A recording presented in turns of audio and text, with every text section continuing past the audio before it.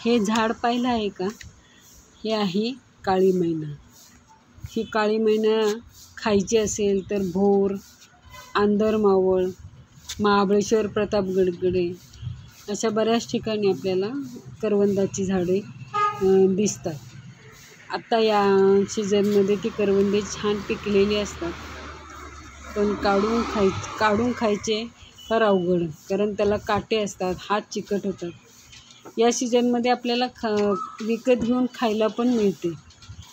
संभाजी पार्कमध्ये रोप विक्री चालू होती.